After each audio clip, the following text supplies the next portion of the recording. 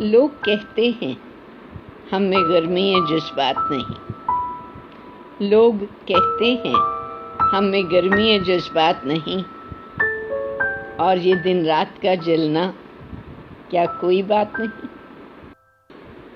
जब से दिल गम से वाबस्ता हो गया, जब से दिल गम से वाबस्ता हो गया, गज़ल तराशों से रिश्ता हो गया, गज़ल तराशों से रिश्ता हो गया। है जिंदगी गर दिलकश नसीब जिया जाए, मरना भी है तो क्यों ना सलीके से मरा जाए। ਸਤਿ ਸ਼੍ਰੀ ਅਕਾਲ ਜੀ, ਮੈਂ ਸ਼ੁਭਰੀਤ ਅੱਜ ਤੁਹਾਡਾ ਇਸ ਖਾਸ ਪ੍ਰੋਗਰਾਮ ਦੇ ਵਿੱਚ ਬਹੁਤ ਸਵਾਗਤ ਕਰਦੀ ਹਾਂ। ਜਿਵੇਂ ਕਿ ਹਰ ਇੱਕ ਭਾਸ਼ਾ ਹੀ ਆਪਣੇ ਆਪ ਦੇ ਵਿੱਚ ਇੱਕ ਮਿਠਾਸ ਭਰਪੂਰ ਹੁੰਦੀ ਹੈ। ਜੇਕਰ ਆਪਾਂ ਉਰਦੂ ਦੀ ਗੱਲ ਕਰ ਲਈਏ ਤਾਂ ਇਸ ਭਾਸ਼ਾ ਦੇ ਵਿੱਚ ਇੱਕ ਵਿਲੱਖਣ ਹੀ ਮਿਠਾਸ ਹੈ। ਸੋ ਜਿਸ ਹਸਤੀ ਨਾਲ ਅੱਜ ਮੈਂ ਤੁਹਾਨੂੰ ਰੂਬਰੂ ਕਰਵਾਉਣ ਜਾ ਰਹੀ ਹਾਂ, ਇਹਨਾਂ ਨੇ ਉਰਦੂ ਭਾਸ਼ਾ 'ਚ ਵੱਡੀਆਂ ਪੁਲੰਘਾਂ ਪੁੱਟੀਆਂ ਹਨ, ਜਿਨ੍ਹਾਂ ਨੇ ਬਹੁਤ ਸਾਰਾ ਉਰਦੂ ਦਾ ਸਾਹਿਤ ਲੋਕਾਂ ਦੀ ਝੋਲੀ ਵਿੱਚ ਪਾਇਆ ਹੈ। ਸੋ ਆਓ ਜਾਣਦੇ ਹਾਂ ਇਹਨਾਂ ਦੇ ਖੂਬਸੂਰਤ ਸਫ਼ਰ ਬਾਰੇ ਔਰ ਇਹਨਾਂ ਨਾਲ ਗੱਲਬਾਤ ਕਰਦੇ ਹਾਂ। ਸਤਿ ਸ਼੍ਰੀ ਅਕਾਲ ਜੀ, ਅੱਜ ਸਾਡਾ ਪ੍ਰੋਗਰਾਮ ਸਪੈਸ਼ਲ ਪ੍ਰੋਗਰਾਮ ਦੇਖ ਰਹੇ ਸਾਰੇ ਹੀ ਦਰਸ਼ਕਾਂ ਦਾ ਸਵਾਗਤ ਹੈ। ਔਰ ਅੱਜ ਸਾਡੇ ਨਾਲ ਜੋ ਖੂਬਸੂਰਤ ਸ਼ਖਸੀਅਤ ਜੋ ਸਾਡੇ ਨਾਲ ਜੁੜੇ ਨੇ, ਉਹਨਾਂ ਦਾ ਨਾਮ ਹੈ ਗੁਰਦੀਪ ਕੌਰ ਜੀ। ਔਰ ਇਹਨਾਂ ਨਾਲ ਅੱਜ ਆਪਾਂ ਗੱਲਬਾਤ ਕਰਦੇ ਹਾਂ ਔਰ ਜਾਣਦੇ ਹਾਂ ਇਹਨਾਂ ਦੇ ਸਫ਼ਰ ਬਾਰੇ। ਸੋ ਬਹੁਤ ਸਵਾਗਤ ਹੈ ਗੁਰਦੀਪ ਜੀ। सत श्री अकाल जी। मैं बहुत बहुत शुक्रिया आदाब शुभरी and to your production house also. I am very honored to join your program. Thank you so much. Thank you so much, ma'am. और सब तो पहला ਜਿਹੜਾ ਗੁਰਦੀਪ ਜੀ ਮੇਰਾ ਜਿਹੜਾ ਪ੍ਰਸ਼ਨ ਰਹੇਗਾ ਤੁਹਾਡੇ ਕੋਲੋਂ ਕੁਐਸਚਨ ਰਹੇਗਾ ਉਹ ਇਹੀ ਹੈ, ਜਿਸ ਹਿਸਾਬ ਨਾਲ ਹੁਣ ਸਿਚੁਏਸ਼ਨ ਚੱਲ ਰਹੀ ਹੈ, ਕਰੋਨਾ ਦੀ ਲੋਕਡਾਊਨ ਦੀ ਸਥਿਤੀ ਹੈ, ਤਾਂ ਇਸ ਸਥਿਤੀ ਦੇ ਵਿੱਚ ਤੁਸੀਂ ਕਿਸ ਤਰ੍ਹਾਂ ਆਪਣਾ ਜਿਹੜਾ ਹੈਗਾ ਸਮਾਂ ਬਤੀਤ ਕਰ ਰਹੇ ਹੋ, ਕਿਉਂਕਿ ਕਾਫੀ ਖੁੱਲਾ ਸਮਾਂ ਇਸ ਟਾਈਮ ਸਭ ਨੂੰ ਮਿਲ ਰਿਹਾ ਹੈ। ਤਾਂ ਜਾਣਨਾ ਚਾਹਾਂਗੇ ਕਿ ਇੱਕ ਤੁਸੀਂ ਆਪਣਾ ਸਮੇਂ ਕਿੱਦਾਂ ਇਸ ਸਥਿਤੀ ਦੇ ਵਿੱਚ ਬਤੀਤ ਕਰ ਰਹੇ ਹੋ। बिल्कुल, सब तो पहला मैं उर्दू में बात करूंगी, क्योंकि मैं उर्दू लिखती हूँ, उर्दू में बोलती हूँ। मैं जानती हूँ आजकल नौजवान उर्दू नहीं समझ पाते, लेकिन मेरी नस नस में उर्दू बची हुई है, तो बात करूंगी। मुझे लगता है कि सब नौजवान समझ लेंगे जो मैं बात करूंगी। तो उसके सबसे पेशतर मैं एक उर्दू की खिदमत में एक कथा पेश करूंगी, एक शेर पेश करूंगी। बड़ा बाकमाल शेर है और बड़े लोग पढ़ते हैं इसको, मेरा तो नहीं है, लेकिन ये शेर बहुत मकबूल हुआ और मुझे बहुत पसंद है। तो मैं शेर अर्ज करूंगी। सलीके से हवाओं में जो खुशबू घोल सकते हैं, सलीके से हवाओं में जो खुशबू घोल सकते हैं, अभी कुछ लोग बाकी हैं जो उर्दू बोल सकते हैं। तो मैं उर्दू बोलने वाले उस बाकी लोगों में से हूँ। पुराने हो गए हैं, लेकिन हम उर्दू में बात करते हैं। तो मैं अपनी गुफ्तगू इसीलिए उर्दू में करती हूँ कि उर्दू मुझे बहुत पसंद है। तो अब मैं एक बात तो जरूर बताना चाहूंगी कि मैं अपने बारे में, कि मैं बेसिकली एक लेक्चरर थी, प्रोफेसर थी और हेड ऑफ द डिपार्टमेंट थी साइकोलॉजी की, चंडीगढ़ के government college for girls sector 11 में। तो वहाँ मैंने 35 साल के करीब खिदमत पेश की, जहाँ पे मैं हेड ऑफ साइकोलॉजी थी, लेकिन शायरी मेरा फर्स्ट पैशन थी। और इतनी मसरूफियात हुई कि 35 साल नौकरी करने में, घर के फराइज निभाने में, बच्चों को देखने में, कि शायरी के लिए इतना टाइम नहीं मिल सका। तो जो बात आपने की कि आजकल क्या कर रहे हैं, तो आजकल मैं अपना पहला पैशन, पहला प्यार परस्यू कर रही हूँ, शायरी। तो शायरी कर रही हूँ सारा टाइम, वो उसी में वक्त गुजर रहा है। जी शुक्रिया मैम। सो मैम मैं ਤੁਹਾਨੂੰ ਇਹ ਪੁੱਛਣਾ ਚਾਹਾਂਗੀ ਕਿ ਉਰਦੂ ਦੀ ਤਾਲੀਮ ਕਿਸ ਉਮਰ ਦੇ ਵਿੱਚ ਤੁਸੀਂ ਲੈਣਾ ਸਟਾਰਟ ਕਰ ਦਿੱਤਾ, ਜਾਂ ਫਿਰ ਇੱਕ ਕਹਿ ਸਕਦੇ ਹਾਂ ਕਿ ਆਪਾਂ ਇੱਕ ਤੁਹਾਡਾ ਕੋਈ ਪਿਛੋਕੜ ਐਦਾਂ ਦਾ ਸੀਗਾ ਕਿ ਜਿਨ੍ਹਾਂ ਨੂੰ ਵੇਖ ਕੇ ਤੁਹਾਨੂੰ ਕੋਈ ਇਨਸਪੀਰੇਸ਼ਨ ਮਿਲੀ, ਜਾਂ ਫਿਰ ਤੁਹਾਡਾ ਉਰਦੂ ਭਾਸ਼ਾ ਵੱਲ ਕਿਸ ਤਰ੍ਹਾਂ ਨਾਲ ਇੱਕ ਕਹਿ ਸਕਦੇ ਹਾਂ ਆਪਾਂ ਇੱਕ ਰੁਚੀ ਤੁਹਾਡੀ उर्दू भाषा ਦੇ ਵਿੱਚ है। ओके, इस बार आपने ये पूछा है तो मैं अपनी जिंदगी के पन्ने पर जाती हूँ। और शुरू में मेरा तो जन्म एक सिख परिवार में हुआ, मेरे माता पिता तो रावलपिंडी पाकिस्तान से हैं। मेरा जन्म तो यहाँ शिमला में हुआ, लेकिन मेरे मम्मी पापा, मेरे अम्मी अब्बू, वो उर्दू में ही गुफ्तगू करते थे। तो इतना कि हमारे घर में जो गुरु ग्रंथ साहब था वो भी उर्दू में था। तो मेरे पिताजी उसी से पाठ किया करते थे। तो वो उर्दू के बहुत बड़े माहिर थे। बात तो हम घर में पंजाबी में ही करते थे, जो हमारी माँ बोली है, तो उसी में बात करते थे। लेकिन उर्दू की इतनी लज्जत मुझे लगी, मैं इतनी मुतासिर हुई। मेरे खानदान में, मेरे घर में कोई उर्दू नहीं बोलता है। मेरे भाई बहन हैं, हम 5 भाई बहन हैं, और मुझे ही उर्दू से इतना ज्यादा लगाव है। और मेरे ख्याल है मैं शायद अपने अब्बा हुजूर से बहुत मुतासिर हुई। वो भी किताबें लिखते थे, उन्होंने उर्दू में भी लिखी, पंजाबी में भी लिखी। तो इसलिए मैं वो बातें उन्हीं से सीखी हैं, और उन्हीं के असर में आके मैंने उर्दू की ये की। आप तालीम की बात करते हैं, तो मेरी जिंदगी के सिलेबस में, हम निसाब बोलते हैं उसको, जिंदगी के निसाब में तो उर्दू कहीं नहीं थी। मैंने कोई नहीं पढ़ी उर्दू, लेकिन मैं जब भी लिखना शुरू किया तो उर्दू में ही लिखा। मुझे ये भी नहीं पता कि मैं कहाँ से सीखा ये, और मेरे को पोएट्री का कैसे मिला। लेकिन मेरे अब्बा बताते थे कि मेरे ग्रेट ग्रेट ग्रैंडफादर, वो गुरु गोविंद सिंह जी के जो कवि थे ना, उनके कवियों में से हमारे एक पुरखे उनके वन ऑफ देम थे। और गुरु गोविंद सिंह जी ने अपने हाथ से साइन करके एक उनको गुरु ग्रंथ साहब की भीड़ भी दी थी।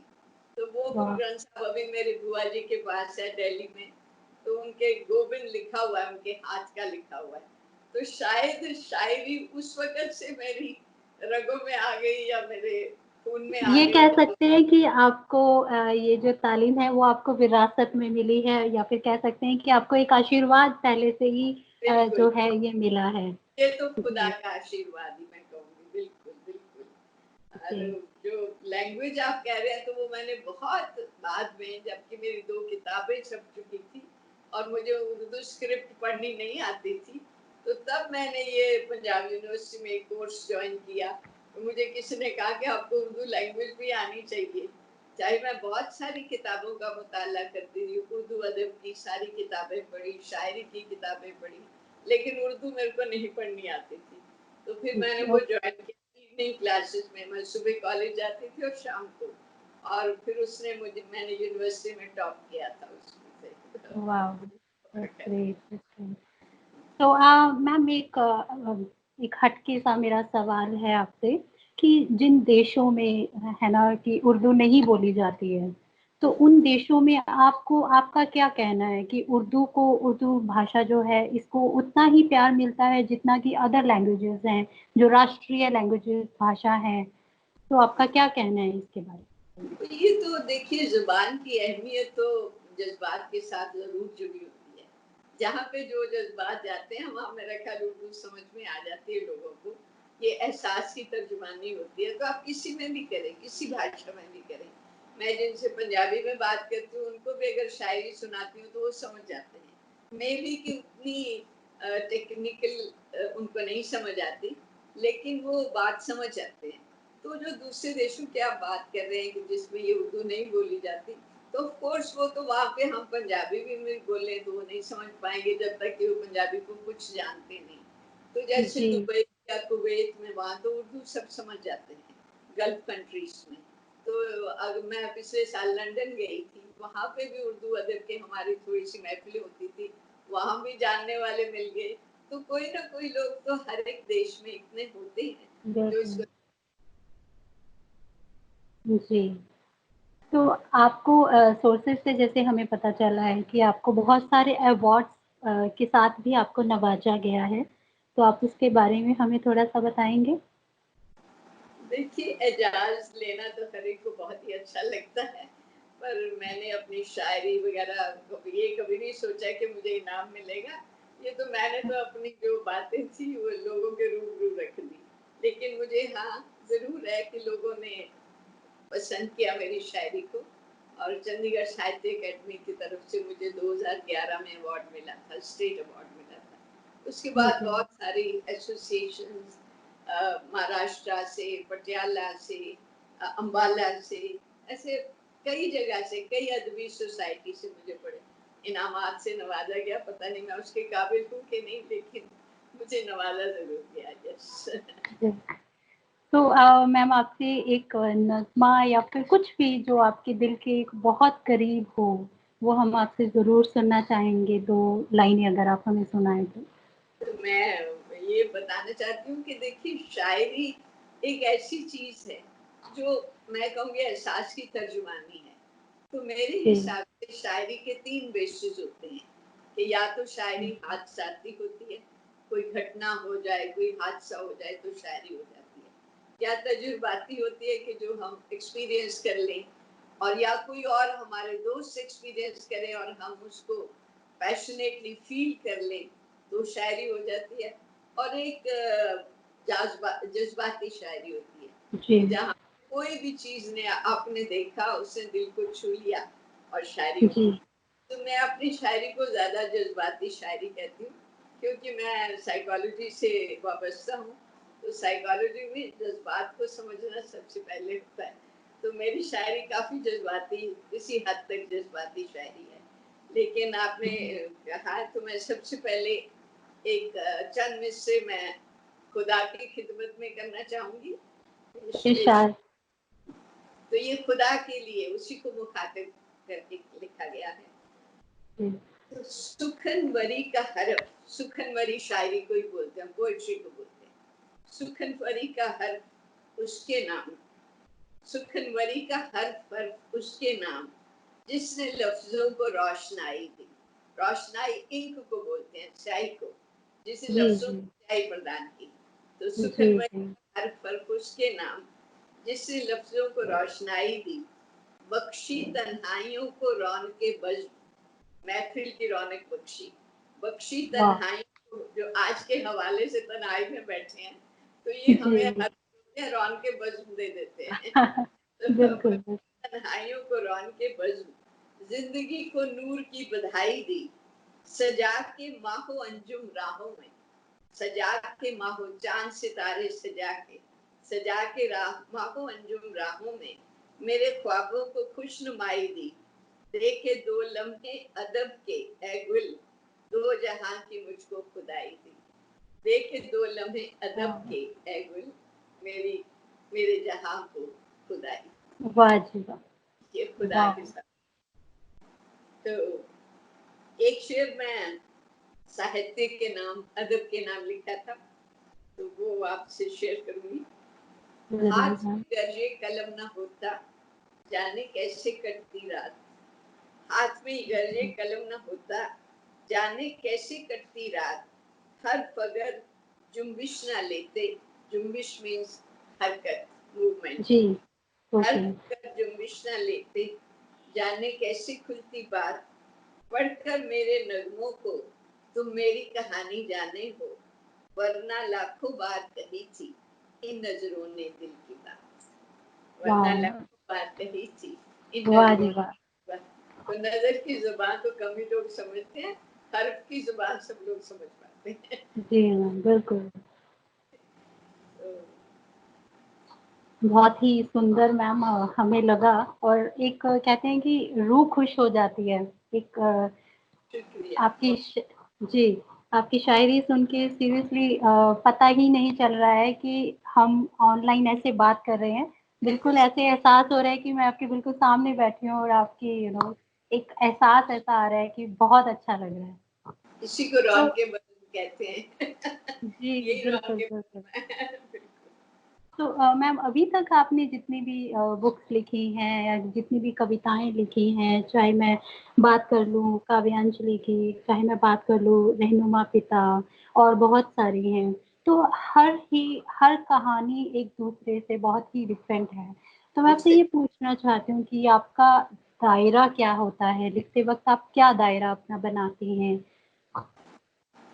तो मैं ये करती हूँ कि मेरे लिए शायरी के मौजू कभी भी मुख्तलिफ नहीं लगे।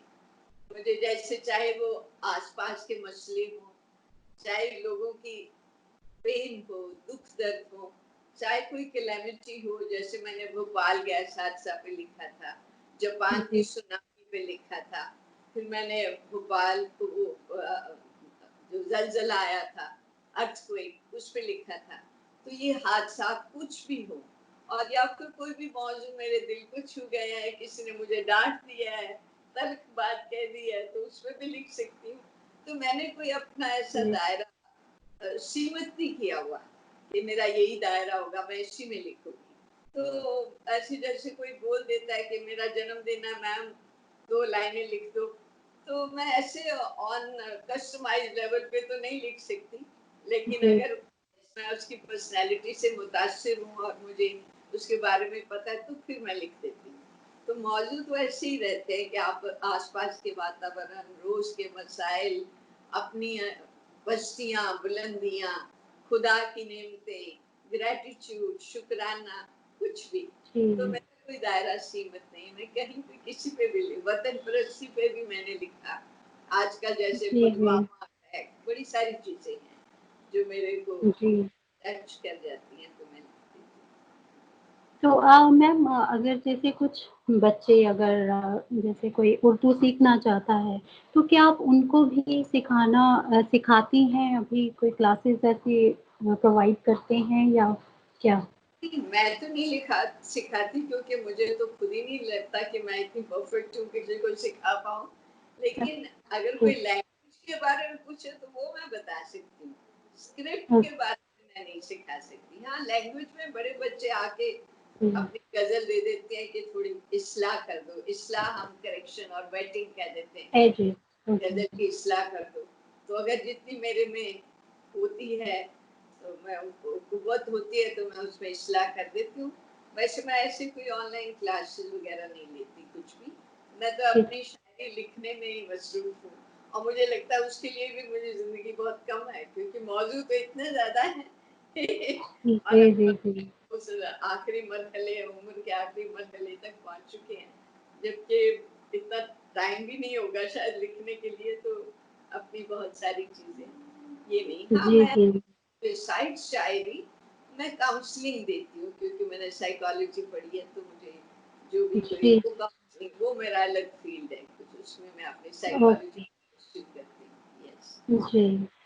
तो अगर जैसे कुछ बच्चे जो सीख रहे हैं अभी उर्दू की भाषा को सीख रहे हैं, तो या फिर आगे जो सीखने की सोच रहे हैं, जो सीखना चाहते हैं, तो आपको क्या लगता है कि उनका आने वाला फ्यूचर क्या है? क्या स्कोप है इस लाइन में, इस स्ट्रीम में?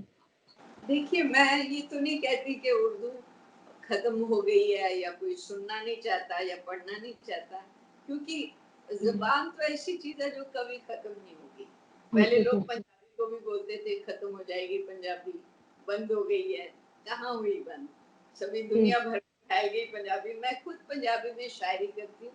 मेरी जो रहनुमा पिता, उसमें मेरी पंजाबी गजलें छपी हुई हैं, तो मैं तो ऐसे हिंदी में भी छपी हुई हैं। तो कोई भाषा खत्म नहीं होती। और उर्दू जुबान तो की तो लज्जत ही ऐसी है कि मेरा ख्याल जितने फिल्मी गाने हैं, गजलें हैं, वो जो आपके मन को छूती हैं, वो उर्दू बेस्ड ही होती हैं।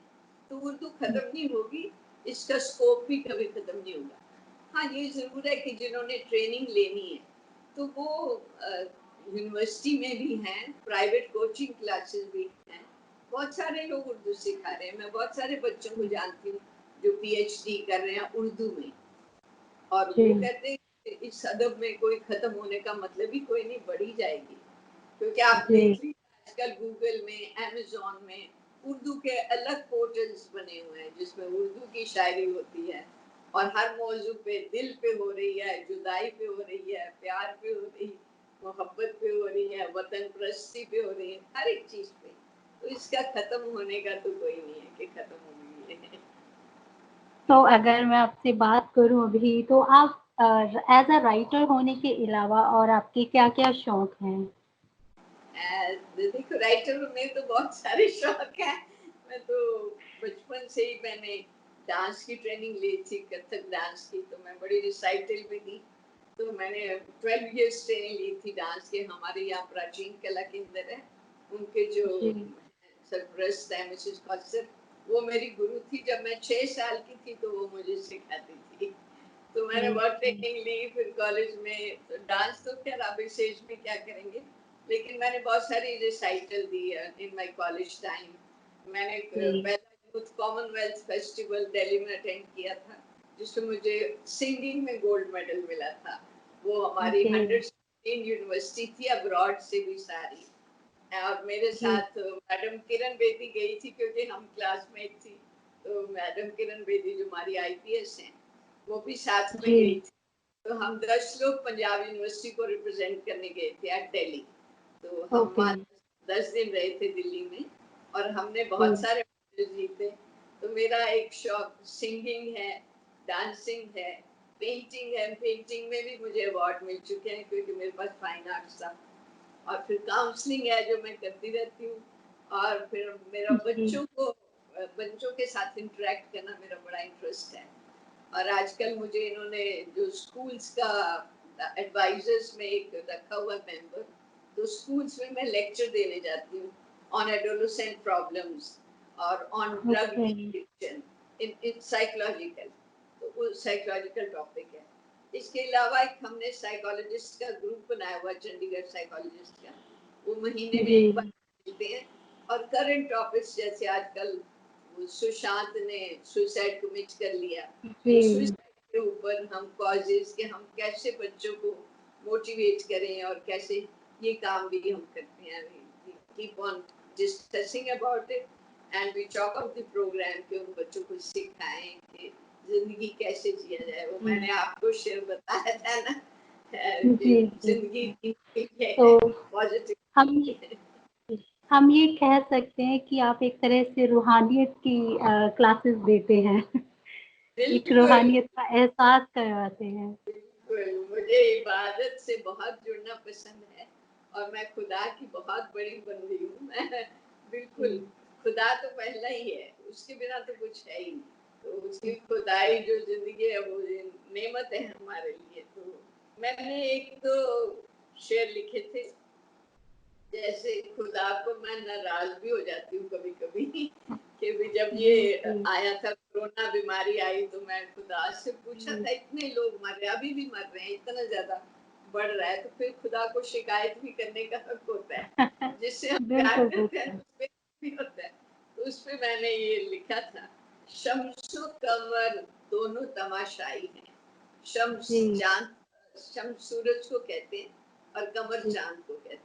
जब लोग बिल्कुल हेल्पलेस हो जाते हैं, कुछ कर नहीं पाते, तो उसमें लिखा है, शम्सो कमर दोनों तमाशाई हैं, या खुदा किन हाथों में निगहबानी थमाई है। किन हाथों में दे दी तुमने। तो बहुत खूब मैम, बहुत खूब। खुदा से शिकायत कर रही हूँ उनके लिए।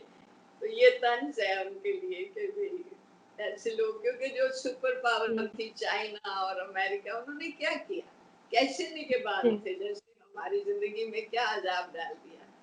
तो मैंने फिर उस पे भी गजल लिखी, कोरोना पे भी लिखी, लॉकडाउन पे भी लिखी, और बाकी तो चलो मेरी गजलें थोड़ी बहुत हैं। कह सकते हैं कि आपको एक बहुत अच्छा वक्त मिल रहा है अभी इस लॉकडाउन सिचुएशन में अपने पैशन को एक टाइम देने का, और एक सिचुएशन के अकॉर्डिंग बहुत सारी चीज़ें आप लिख के सामने लेके आए हैं। और आखिरी क्वेश्चन मेरा मैम आपसे ये रहेगा कि आपके आने वाले अभी आगे कौन सी बुक्स हैं, कौन सा ऐसे प्रोजेक्ट्स हैं जिसके बारे में आप हमें बताना चाहते हैं? हाँ, मेरी आने वाली एक तो मेरी अभी ब्रश में रफ प्रिंट आ भी गया है, it will be out in 1 months time. तो उसका नाम है अश्क निशान नहीं छोड़ते।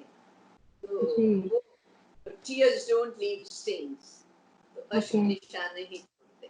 तो ये किताब सिर्फ गजलों की है, उर्दू गजलों की, लेकिन पब्लिश मैंने देवनागरी में कराई है। जैसे आपने कहा कि पढ़ने वाले कम है उर्दू के, तो उर्दू में भी हो रही है, दोनों भाषा में हो रही है।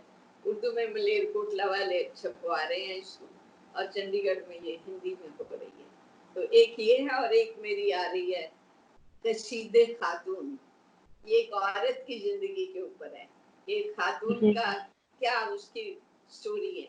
तो इसमें तो मैं उसकी बर्थ से लेके क्या फील करती है as a child, as a girl, as a married woman, old women, grandmother, और फिर जो पर्सनैलिटीज हैं, शख्सियत हैं, जो मकबूल जी। शख्सियत हैं, औरतें जो, उनके बारे में जी। थोड़ा बहुत।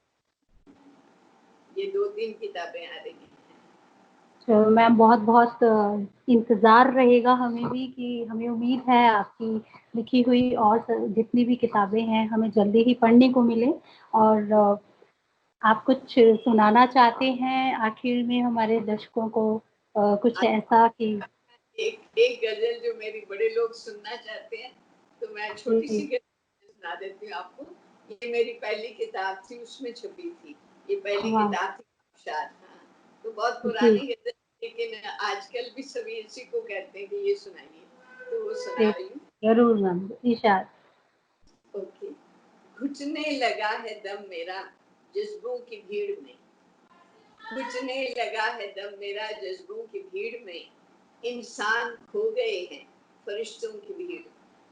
लोग वाह! कहते हैं हम फरिश्ते हैं, जैसे आपने सुना राम रहीम वगैरह है, लेकिन इंसान जी, भी नहीं, तो जी, इंसान भी नहीं है। तो घुटने लगा है दम मेरा जज्बों की भीड़ में, इंसान खो गए हैं फरिश्तों की भीड़। नाआशना ख्याल हैं, जज्बे हैं अजनबी। नाआशना मीन्स दुश्मन, कि अपने ख्याली दुश्मन हो गए। नाआशना ख्याल हैं, जज्बे हैं अजनबी, वाकिफ नहीं है कोई भी चेहरों की भीड़ में। तो दिल के मुआमलात हूँ अब किस तरह बयां, दिल के मुआमलात हूँ अब किस तरह बयां, अल्फाज होके रह गए हरफों की भीड़ में। अल्फाज खो के रह गए हरफों की भीड़ में, तो मंजिल को पूछ लेते हम हर संगे मील से। संगे मील माइलस्टोन को बोलते हैं, कि जी, मंजिल जी, का पता नहीं चला क्योंकि कहीं माइलस्टोन नहीं थे। तो जी, मंजिल पूछ लेते हम हर संगे मील से, वो नक्शे पा तो मिट गए कदमों की भीड़ में। जिनके नक्शे कदम पे चलना था, वो कदमों की भीड़ में मिट गए, तो हमें माइलस्टोन का भी पता नहीं चला। तो जी, मंजिल को पूछ लेते हम हर संगे मील से, वो नक्शे पा तो मिट गए कदमों की भीड़ में। और आखिरी जी, शेर को हम मक्ता बोलते हैं। मक्ता है इस गजल का। गुल एक ही के वास्ते क्यों तुम उदास हो, गुल एक ही के वास्ते क्यों तुम उदास हो, लाखों गौहर बहे यहाँ लहरों की भीड़ में। गौहर मोती को वाह! कहते हैं। तो गुलेकी के वास्ते क्यों तुम उदास हो, लाखों गौहर बहे यहाँ लहरों की भीड़ में। तो घुटने लगा है दम मेरा जज्बों की भीड़ में, इंसान खो गए हैं फरिश्तों की भीड़।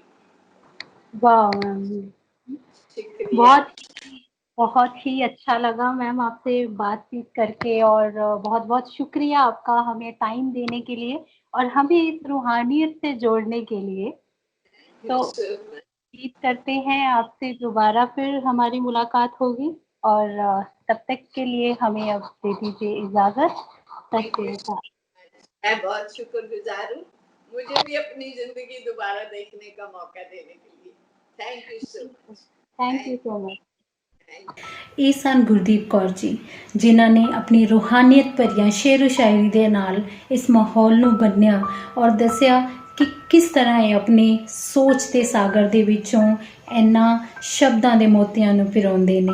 ਉਮੀਦ ਕਰਦੇ ਹਾਂ ਕਿ ਸਾਨੂੰ ਸਭ ਨੂੰ ਹੀ ਇਹਨਾਂ ਦੀ ਜੀਵਨੀ ਦੇ ਵਿੱਚੋਂ ਸੇਧ ਮਿਲੇ। ਸੋ ਅਗਲੀ ਵਾਰ ਫਿਰ ਇੱਕ ਨਵੀਂ ਸ਼ਖਸੀਅਤ ਦੇ ਨਾਲ ਤੁਹਾਨੂੰ ਮਿਲਵਾਵਾਂਗੇ। ਤਦ ਤੱਕ ਲਈ ਮੈਨੂੰ ਦਿਓ ਇਜਾਜ਼ਤ। ਸਤਿ ਸ਼੍ਰੀ ਅਕਾਲ।